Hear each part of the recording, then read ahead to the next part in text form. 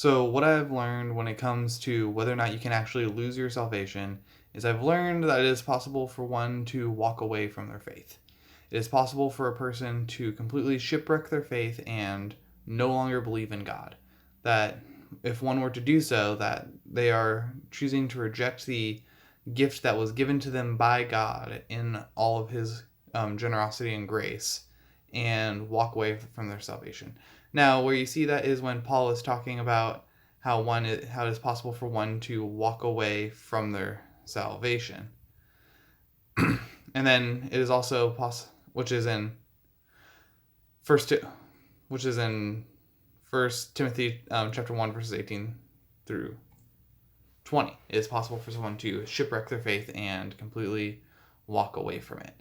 And then if you look at the parable in Luke chapter 8 verses 5 through 15, you see the parable of the sower of the seeds, and that is possible for one to not actually reap any harvest because they do not sow, and so it's possible for them to walk away from it.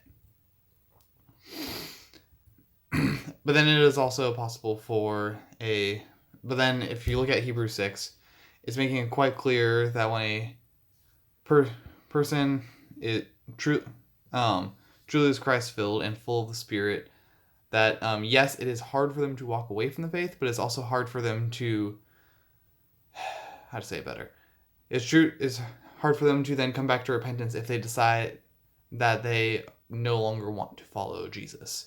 It's hard for them to go, oh yes, I was wrong, and I actually do want this in my life. It is so much harder for them to come back, but it is possible for them to walk away. It's not a text of, once you have tasted it, it is impossible for you to walk away. It is very much so possible for a person to walk away from their faith. And I've learned that it is the word restore, that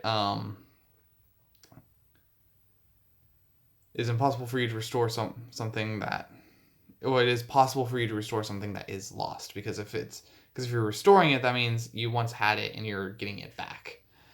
Now, as for areas that I still need to grow on, man, I just don't understand some of the arguments for this text.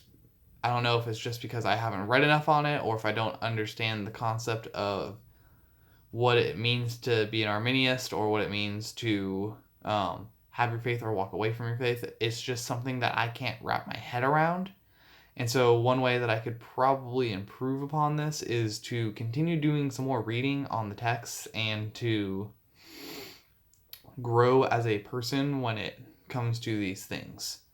Because while, yes, I have done a lot of reading and looked through all of these things that I have pulled up behind me, to the side of me where I'm reading off of my notes for this, I have still struggled so much to grasp these concepts. And maybe it means I need to spend more time in Hebrews chapter 6 and do some more in-depth word studies and, read some more different commentaries from different points of views. But as far as that's concerned, I still need to grow in that. And also I need to probably understand Calvin's point of view a little bit better, because while yes, my life group leader is a Calvinist, and yes, I've done my church history and I've learned about Calvin, I'm still not quite sure how I feel about the once saved, always saved, or if you are the elect, that you are saved for good. And even if you're, like, let's say a Christian for 15 years and you choose to walk away, of them saying, oh, that means you weren't really a Christian to begin with, that you were just faking it the entire time. I don't know if I can get behind that,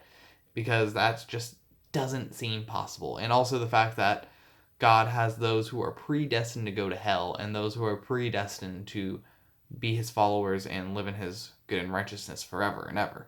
That's just something that I don't think God would do. But, I mean, then again, I don't also completely understand the Arminian side of it, of everyone saying, oh no, you can definitely lose your salvation and go to hell. But I just don't know. It is something I've struggled with. It's something that I am working on growing in, and will continue to do so as I do more reading and learn about this topic more. So that is what I've learned about this topic, and that is where I still need to continue to grow. And if you're wondering, those are little opossums behind me, and those are some raccoons.